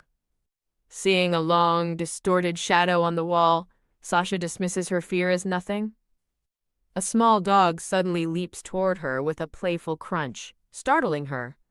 The happy, panting puppy looks up at her expectantly. Sasha laughs as the dog rolls over playfully, calling it brazen. A village couple notes that while the dog usually begs them for food, it's begging the young Duchess for pets. The dog continues its excited display, and Sasha wonders if it really wants her attention. Petting the playful puppy, Sasha wishes Lion had the same confidence. A pang of sadness hits her, as she imagines how wonderful that would be. The scene returns to the Grand Manor as night falls. Sasha finds a food cart outside her room, wondering why the meal hasn't been taken in. Peeking inside, she quietly calls for Lion, asking why he didn't eat. Her eyes widen in sudden, dawning horror. She bursts into the room, desperately calling out Lion's name. Lion's voice calls her name, and she asks if anyone else is there. Finding the room empty, she shouts in confused relief that there's no one there. She finds Lion hiding and scolds him for not eating, but he explains he was avoiding the people walking by her room. Lion admits to himself that he doesn't like being watched by others. He sits with a slightly smug yet shy expression on his face. Sasha hugs him tightly, worrying that he'll starve, but Lion insists he can handle it. Lion sniffs her hand inquisitively, asking about a strange smell. As a door creaks open with a loud thump, a scrubbing sound echoes from the hallway. Sasha asks about the noise, and a voice off-screen begins to explain. A green-haired man holds up a happy puppy, explaining it followed Sasha from outside. The man reaches toward Lion, who is hiding behind a chair. With a fierce whoosh, Sasha lunges forward, shouting at the man not to touch Lion. The man panics at the sight of a wolf as Lion, baring his fangs, lunges at the frightened puppy. Don't cling to Sasha. Lion roars, sending the puppy flying as the man looks on in horror. Sasha grabs the snarling Lion, scolding him as he warns the puppy never to show its face again. A flash of purple energy underscores the intense moment. Sasha reels back in horror, thinking Lion just told her to kill the puppy. She stares in disbelief, questioning if that's what Lion really said. Recalling his bared teeth, she realizes with a jolt that this isn't the Lion she knew. As Lion growls, she thinks in terror that this aggressive creature is not him. The green-haired man rushes forward, telling the little lady to step aside. Holding a broom, he declares they must drive away the mischievous spirit before it causes more trouble. Sasha freezes, stunned by his words. Lion coldly tells the man to go away, and the man gapes in shock that it can talk. Sasha struggles to process everything she just heard, the threats and the accusation that Lion is a spirit. Lion continues to snarl with vicious intensity. As the man screams, "Ah!" Lion furiously shouts for him to go away. Sasha calls out Lion's name, and he suddenly turns to her with a dazed, innocent expression. Lion looks up at her with large, teary, and impossibly cute eyes. He playfully rolls onto his back, asking Sasha if she wants to touch his paw. Flustered by his sudden change, Sasha can only stutter in response. As the scene shifts, Sasha inwardly calls him a little flirt. The narrative reveals that, judging by the servant's fear, Lion has attacked people in the mansion before. His attempt to bite the small puppy is recalled as another example of his aggression. Still on his back, Lion sweetly offers to let Sasha touch his tail too. Sasha glares down at him, completely unimpressed by his act. She pointedly asks if he has a bite mark, but he remains silent, refusing to answer. Lion declares he would never bite Sasha, but she retorts that he'd bite everyone else. She demands to know how petting a stray puppy could possibly be a betrayal. Pouting, Lion turns away and admits he doesn't know why, he just doesn't like it. Blushing furiously, Sasha accuses him of trying to act cute again to get his way. He denies it, explaining that he's not acting. Sasha herself said he was cute. Sasha realizes she's been completely fooled by his dual angel and devil personas. She points sternly at Lion, demanding he promise never to bite or threaten anyone again. Kneeling down, she scolds him for trying to bite smaller puppies and for saying violent things. She declares she hates violent people most and will hate him if he does it again, shocking him. Lion frantically promises not to, begging her not to hate him as she demands a pinky promise. With shining stars, the two seal their promise, her finger linked with his paw. Sasha sighs, realizing her problems with Lion are far from over. Looking out over the grand estate, she resolves that Lion must learn to get along with others. Later, she puts the finishing touches on a beautiful embroidery of a wolf howling at the moon. She smiles, proud of her finished work. Suddenly, a terrifying shadowy vision flashes, and she gasps in shock. 3 maids rush to her side, praising her incredible embroidery skills. Another maid marvels at the delicate patterns as a blushing Sasha sits quietly. One maid explains it's an adaptation of a popular capital pattern, impressing the others. In a hazy flashback, Sasha recalls that her father considered embroidery the most important skill for a lady. A younger Sasha presents her suspiciously perfect embroidery as a maid asks what she will use it for. Young Sasha calmly declares she will make a cushion cover. As she offers the embroidery, she explains it is a gift for Lion, surprising the maids. 2 maids begin to whisper to each other with concerned expressions. The maids' hushed gossip spreads rumors that the bedridden gray wolf Little Duke is not sick, but a mutant. They continue whispering about a wolf seen near the clock tower, scandalized that Sasha came from the north to marry a beast. The maids cautiously ask Sasha about the Little Duke. Young Sasha simply and firmly answers, yes. To the maid's surprise, Sasha announces that Lion is a wolf. Beaming with pride, she adds that he is her proud husband. The maids look on in confusion as Sasha wonders aloud if Lion will be happy with her gift. Back in the present, Sasha pets a happy Lion, telling him she has given the matter some thought. She asks if he is her proud Lion, and he happily affirms that he belongs to her. Winking playfully, Lion explains he just wants others to recognize how proud she is of him. Sasha looks at him with a determined and knowing smile. She embraces Lion tightly, vowing they will overcome this together and promising to protect him. Sasha sternly reminds Lion that he must also keep his promise to her, startling him. As the sun sets, a new chapter begins for them. From that day on, Lion refused to come out, hiding under the bed. Just like before, he stopped eating entirely. Sasha kneels by the bed, demanding he come out, but a voice from underneath defiantly refuses. With a great heave, Sasha physically drags a protesting Lion out from under the bed. Crying, Lion laments that he didn't want to be born this way and wishes he were a great hero like Henry. Sasha is horrified by the mental image of a buff, muscular wolfman shouting her absolute rejection of the idea. She tells a shocked Lion that she never would have married him if he looked like that. Sasha passionately declares she likes him precisely because he's small and adorable, enough to tolerate his teasing.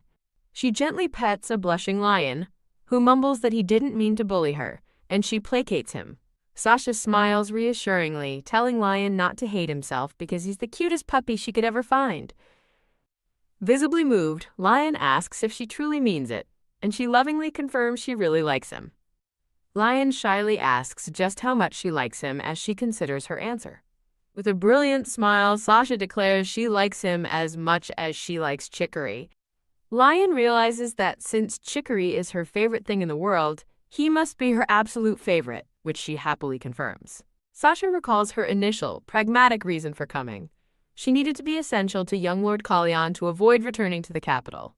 Overjoyed by her confession, Lion blushes happily. He quickly lists his favorite foods instead, but his choices of meat don't sound very complimentary to a flustered Sasha. Sasha reminds Lion of his promise not to walk on the roof or attack people, shocking him with her knowledge. Pouting, she tells him that as his wife, she notices everything and recalls how shocked she was when she first found out.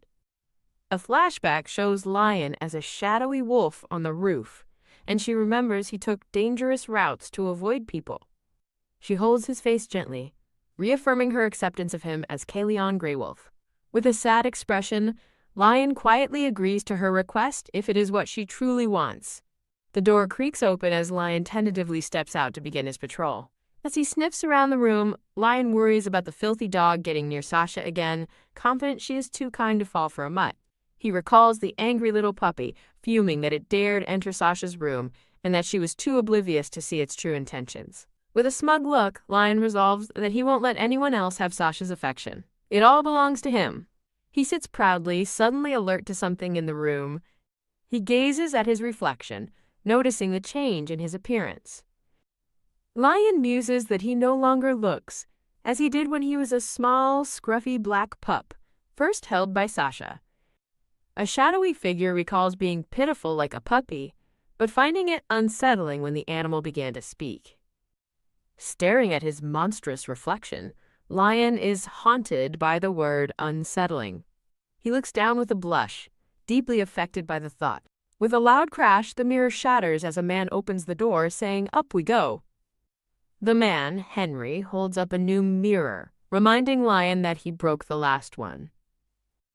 As Henry asks what's wrong, Lion thinks that Henry must consider him a fool. Henry leans in, questioning how a mere gamekeeper could afford such an expensive mirror. Lion scowls, asking if Henry has been gossiping with the butler. The narrator reveals it was Henry's spying that led to him meeting Sasha, recalling how he shamelessly displayed portraits. Leaning against a wall, a collection of portraits prompts the question of what they are. In a flashback, Henry explains he's delivering portraits, and Lion mockingly asks if a fool like him appreciates art. Henry asks if a painting has caught his eye, but Lion pointedly looks away. His attention is captured by the radiant portrait of a young blonde girl. Looking at her image, he thinks to himself that she's like an angel. Blushing, a smitten Lion wonders who the beautiful girl in the painting could be. He squints, trying to make out the name written on the portrait. He dismisses asking the illiterate Henry, unaware that he would one day marry her. The narration concludes with the stunning revelation that the girl in the painting would become his wife. The memory leaves Lion standing in stunned silence. Overwhelmed, he quickly scurries to hide under the bed. Crying, he despairs that he has ruined a beautiful lady's life by making her marry a grotesque wolf. He recalls that even his nanny hated him, remembering the servant's shock that he could talk. Looking at his reflection once more, Lion sadly calls Sasha a fool. He remembers the warmth of her embrace. He thinks about how she hugs and kisses him. A bright memory of her joyful laughter fills his mind. He looks down at his own paw, thinking about his paw pads. A soft, blushing smile spreads across his face at the pleasant memory. The scene shifts to the grand exterior of the Grey Wolf mansion. Carrying a newly made purple cushion, Sasha goes to find Lion. Peeking into the room, she calls out his name. She finds him sleeping under the bed again and sighs. She leans down, questioning why his fur is already a mess. Lion wakes up cheerfully, and Sasha immediately accuses him of pretending to be asleep. He wags his tail, impressed she knew, and she proudly declares she's a genius. He rolls onto his back, playfully asking if she means he's cute, and she concedes the point. Sasha surprises a curious Lion by presenting him with the embroidered cushion. Lion's eyes widen in absolute delight and astonishment at her gift. 3 versions of Lion excitedly hop around Sasha, showering her with praise for the amazing gift she made. The cushion is revealed, showing a hand-stitched dedication from Sasha to her beloved Lion. Sasha is flabbergasted when Lion refuses to use the cushion, wanting to keep it pristine. She takes his old mat, threatening that if he won't use the new cushion, he gets nothing. The 3 lions plead for their blanket back, but she holds firm, demanding he promise to use the cushion. With a quick tug, one of the lions snatches the old tattered blanket from her grasp. Clutching his treasured blanket, Lion frantically searches for something he had hidden inside. His eyes widen in pure panic as he realizes his precious ring is gone. He desperately asks Sasha if she's seen the ring he hid, but she plays dumb, asking what's missing. A dejected Lion explains his precious ring matches Sasha's eyes, while she scoffs that he still skipped the wedding. Grabbing his fur, a blushing Sasha asks if he lost the wedding ring, threatening their marriage is over if he did. Sasha confirms her ultimatum to a stunned Leon. If the wedding ring is lost, the marriage is done. A shocked Sasha watches as Lion takes her words to heart. Panicked, Lion bolts out the door to find the ring as Sasha yells that she was only kidding. Sasha gives chase, wondering how he disappeared so quickly. Eek! A sudden scream startles Sasha, who recognizes the voice. 2 maids look on in shock, as one realizes who the mysterious wolf is.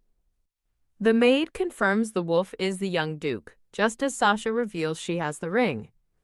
She gently pets a relieved Lion, explaining her plan to make it a necklace for him to wear. As Sasha pets his cheeks, she apologizes for the prank, and a blushing Lion tells her it's okay. The girl fawns over Lion, declaring he's the most handsome and majestic wolf she's ever seen. Lion snarls, his eyes glowing menacingly as the girl's hand touches his fur. The girl introduces herself as a maid in the castle, assuring the young duke she isn't a threat. The maid pleads with the young duchess to intervene. Sasha formally introduces her maid to Lion, asking if they have met. At Sasha's request, a stoic Lion begrudgingly says hi. Lion proudly tells Sasha he greeted the maid, while Sasha covers a small laugh. Sasha hugs Lion, excusing his poor social skills, while a narrator notes he's only 2 years younger than her. A man's hand appears, correcting that Lion is 2 years older and scolding his rude behavior, which Lion denies learning from Henry. The scene shifts with a hazy, textured transition. A voice calls out over a nighttime view of the grand estate. An older maid and the young maid, Jessica, find Sasha, addressing her with concern. Sasha remains silent, her expression unreadable. Sasha calls Jessica by name, who meekly responds. Sasha points out that Jessica never uses her proper title, Young Duchess. She notes that everyone else, including the head butler, now addresses her correctly.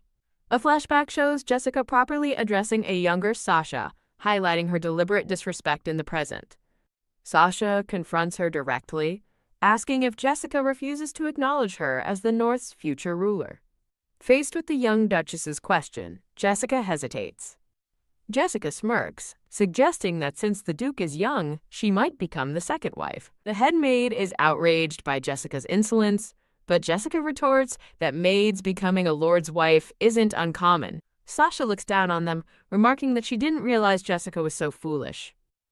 With cold authority, Sasha reminds Jessica that the Grey Wolf family has no history of divorce or remarriage. Jessica screams that as an outsider, Sasha doesn't understand. Her father promised she'd get whatever she wants. Sasha dismisses her as a waste of time and has her sent out, ignoring Jessica's insults. As chains bind the doors, Jessica's fading scream declares that Sasha is nothing. In the quiet aftermath, Sasha asks the head maid if she was too harsh. The head maid reassures her that she acted as a young duchess must. Sasha reflects that she acted maturely but secretly disliked Jessica, wanting to introduce Lion only to Hannah. A charming drawing depicts a happy Sasha introducing a different, dark-haired maid to Lion. Sasha blushes, troubled by her own feelings. She wonders if her own possessiveness makes her no different from Lion snapping at a puppy. Addressing the head maid as Sandra, Sasha announces her decision to take Lion out more often. She issues a stern command: tell the servants that if they must gossip, they will do so out of the wolf's earshot. A harrowing flashback shows a terrified young girl being called a little witch and urged to run. The girl's foot steps back in fear as the memory continues. A young Sasha clutches Lion tightly, crying out in terror. In horrific memory, a girl screams the names Hannah and Sandra in despair. A frantic thought echoes through a bloody scene, wondering why no one is answering. Amidst the carnage surrounding an overturned carriage, a voice pleads for someone to come back. A chillingly calm young girl with brown hair states that they are all probably dead. Sasha relives a memory, watching a screen where a crazed girl recounts how Demos devoured villagers. Trembling, Sasha holds Lion as the voice continues, mentioning bodies that were never even found. The disembodied voice then asks if they ever found the young Duke's body. A mocking voice laughs at the stupid outsider, causing a terrified Sasha to whisper Lion's name. As a voice taunts her for thinking she's special, Sasha hugs Lion tighter, denying it. Inner voices clash as taunts of her powerlessness are met with her fierce determination to protect Lion at all costs. Gasp. Sasha bolts upright in bed, waking from the horrible nightmare. She clutches her nightgown, her heart still pounding from the dream. The scene pans out to the Grand Estate, where the long northern winter has officially begun. Realizing it was just a dream, Sasha decides to forget it to avoid worrying Lion. Bam!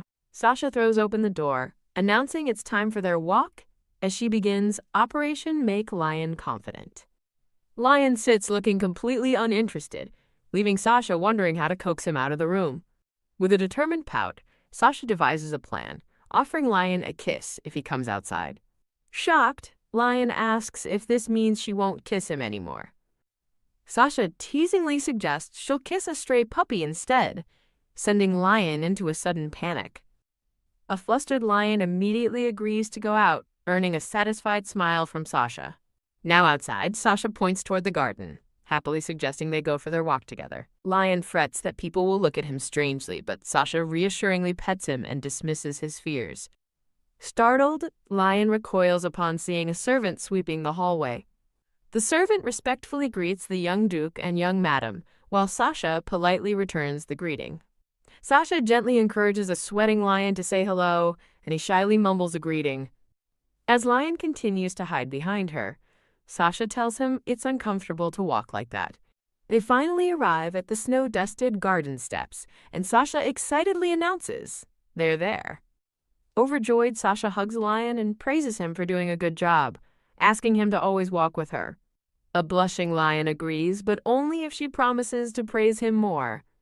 Nearby, a butler notices the heartwarming scene with a curious hum. The butler urgently approaches a black-haired man at a desk, begging his grace to look at the ledger. The scene shows Sasha and a happy Lion running around the garden together. Watching them, the butler smiles with tears in his eyes, thinking he never expected to see such a day. The black-haired man, the Duke, remains seated at his desk in silence. The Duke maintains a stern, unreadable expression. As he writes, a glowing image of Sasha and Lion playing appears, and he reflects on how much Lion has grown. The Duke's thoughts conclude with a firm resolve. No matter what Lion looks like, he is the heir of Grey Wolf. Later, Sasha washes a whining Lion in the bathtub, telling him to stop complaining about his fur turning gray. She tells a grumpy Lion it's time for a bath. Soon, Lion is completely buried in a mountain of soap suds. Sasha startles herself as she rinses the soap from Lion's fur. After the bath, Lion's fur is still gray, leaving Sasha to wonder why. Sasha learns that a wolf's fur color changes as it grows, making her question if Lion has grown that much already. Watching the small wolf sleep on the floor, she thinks he still feels like a baby puppy. She offers him a pillow, which he happily snuggles into. Lion sleep talks, asking for his ring back, and Sasha resolves to retrieve it for him soon. Her resolve triggers a terrifying memory of a shadowy beast, the danger waiting in the outer castle village. The traumatic flashback intensifies, showing fragmented images of chaos and terror. With a sad expression, Sasha agrees to go when the weather warms up.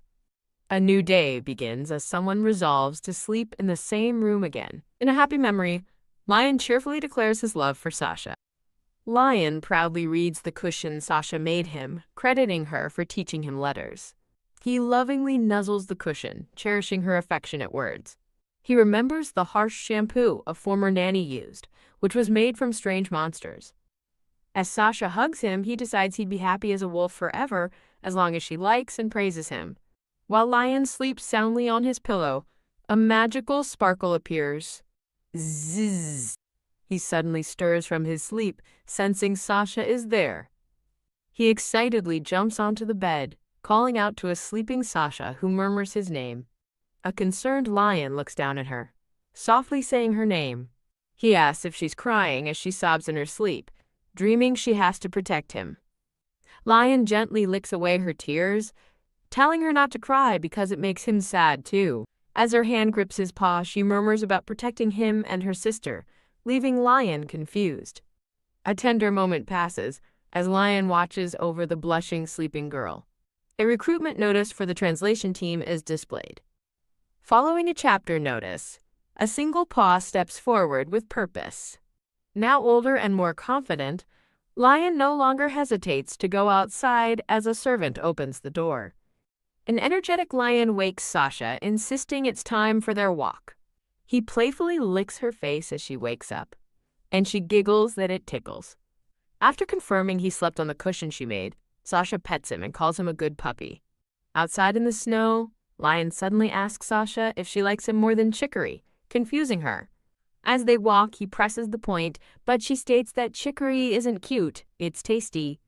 His world shatters as he asks with dread if he's tastier than Chicory. Sasha's eyes gleam with a sudden, intense seriousness. Chomp.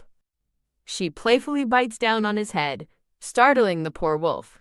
Declaring him tasty, she smiles as he eagerly asks if that means she likes him better. She agrees, but adds she wants Chicory now as a triumphant Lion happily prances around her. The narration notes that people at the duchy, like the man shown, were no longer startled to see Lion. Sasha and a happy, confident Lion walk together through a shower of sparkles. Wearing a handsome blue bow, Lion sits proudly, as Sasha's thought declares him the cutest thing in the world. Sasha hugs Lion and seeks confirmation from the older woman Sandra.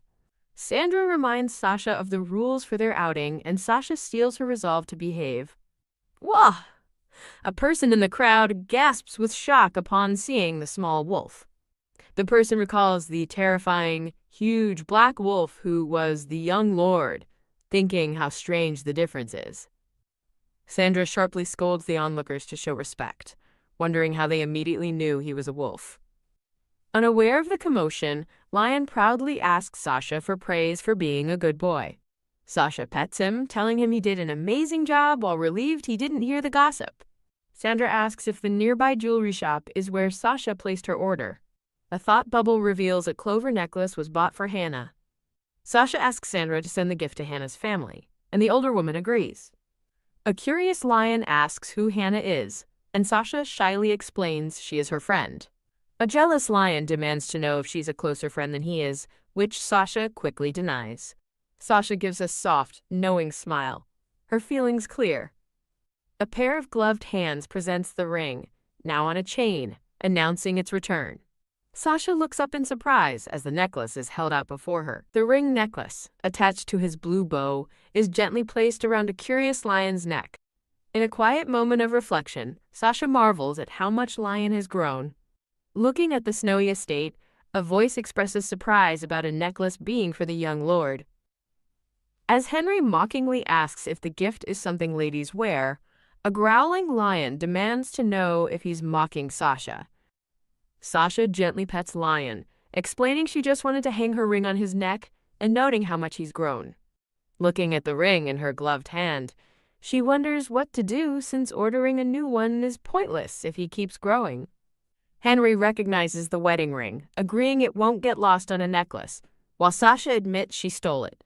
He tells them to wait a moment, preparing to show them something. Ta-da! Henry proudly presents a sturdy bull leather collar, boasting that it never breaks. Lion looks utterly disgusted as Henry claims leather is better than soft gold for a wolf, scoffing at his knowledge of jewelry. Sasha gasps in realization, admitting Henry is right. She only thought of gold because it was the most precious material for Lion. She wonders if Henry just understands dogs well, while a confused Leon asks what she's thinking.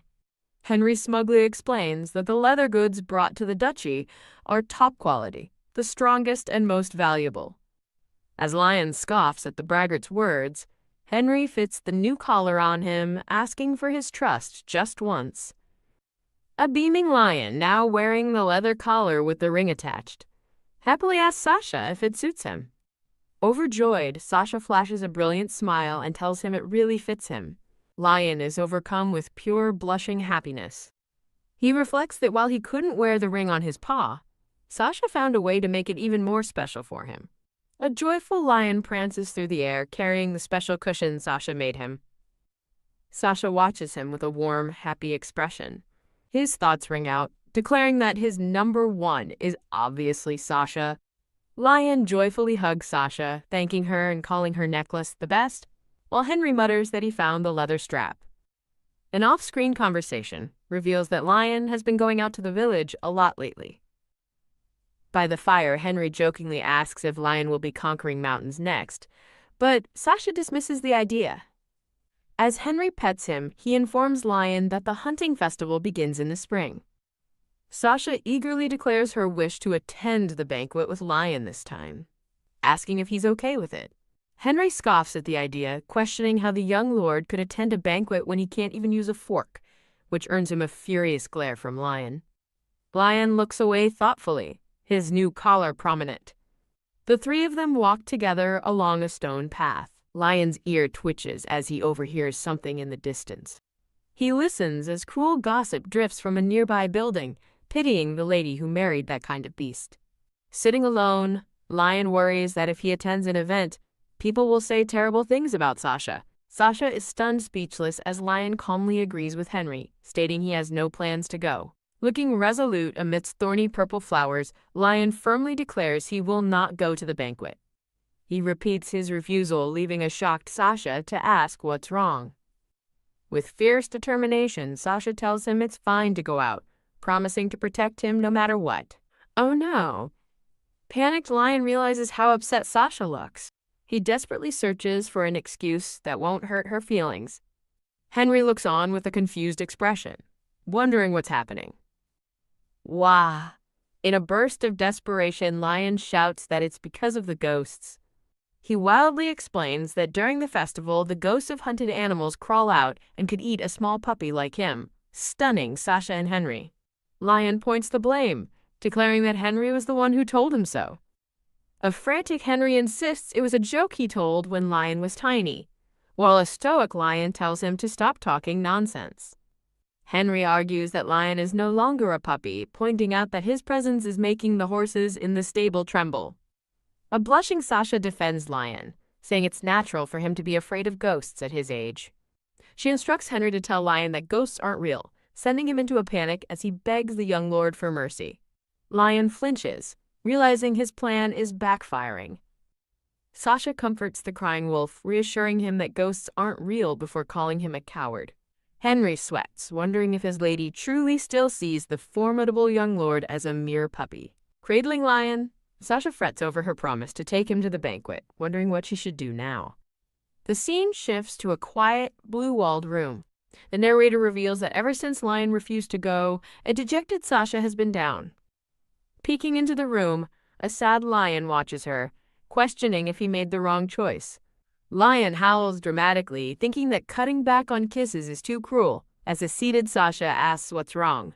Sasha lovingly kisses a blissfully happy, blushing puppy Lion.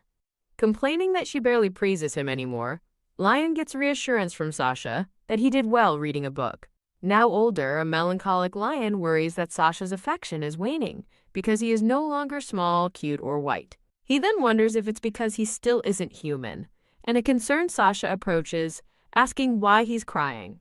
A nervous lion tells Sasha he saw a ghost again, claiming it was just standing there staring at him. Sasha asks if he wants to sleep together again, and he eagerly accepts her offer. As they lie in bed, Sasha asks what kind of ghost he saw this time, and Lion hesitates. He stammers that it was a tiger ghost, as a terrifying spectral tiger looms behind Sasha, who wonders about hunting tigers. Lion explains that one was caught long ago, leading Sasha to muse that even a wolf would be scared of a tiger. Sasha reassures him that ghosts only eat puppies, so she'll be safe as a human, a word that startles Lion. He has a vision of a dark, human-like shadow reaching for Sasha in bed, making him question if he wants to be human. Remembering a young Sasha saying she liked him as a cute puppy, he realizes his human heart is at odds with her affection. Sasha gently pleads with Lion to attend the banquet, but he remains silent, looking away. She tenderly places her hand on his paw. No? Lion snatches his paw back and leaps off the bed, bluntly refusing and leaving Sasha stunned. A heartbroken Sasha watches him go, her eyes wide with sadness and confusion. Lion dashes down a stone path, driven by a strange, persistent feeling. The sensation becomes clearer, an undeniable urge to run on two legs. This is followed by an overwhelming urge to hold Sasha in two arms. A beautiful, ethereal vision shows his desired human form embracing a content Sasha. Running through the snow, Lion worries if Sasha will still love him if he changes and loses his soft ears and paws. With tears in his eyes, he wonders if she'll still kiss and hug him, admitting to himself that he's scared. He continues his lonely walk, his greatest fear being that Sasha won't love him anymore. Sasha's barefoot steps onto the cold stone path, chasing after him. She desperately shouts his name into the cold, dark night. Lion stops dead in his tracks, turning in surprise to see her. Rushing to his side, Sasha scolds him for running out into the freezing darkness, calling him an idiot. She pulls him into a tight embrace, asking if he saw a ghost, as he realizes she loves him enough to chase him down. Cradling him, Sasha calls him a silly puppy, as he admits his fear, deciding to continue using the ghost excuse. His new plan is set. He'll feign fear of ghosts until spring finally comes. A close-up shows Sasha's eyes, heavy with concern and weariness. Later, in bed, Sasha complains that it's too hot with Lion sleeping so close to her. With teary eyes, Lion again blames the ghosts, prompting a tired Sasha to ask if he saw another one. As he claims he was terrified, she comforts him, patting his head and calling him a baby. The scene transitions to a letter with a red wax seal resting on an ornate tray. Sasha reads the letter to a pleased Lion, telling him they must stay healthy. He replies that he loves hearing her voice. She playfully corrects him, saying that when he's human, he will have to write his own letters, and he agrees. Her expression suddenly shifts to shock as she reads further, causing a concerned Lion to call her name. Her eyes widen in horror at the letter's contents, and she grabs a pair of scissors as Lion anxiously asks what's wrong. The letter describes a terribly sick rabbit being ignored by a count, showing an image of a lone rabbit in a cage. Signed by someone named Ellie, the letter pleads for money, leaving Lion to wonder who Ellie is and what the sick rabbit means. Sasha turns to him, her expression grim, explaining Ellie is her maid and the rabbit is. Tears stream down Sasha's face as she delivers the devastating news. Her sister is sick,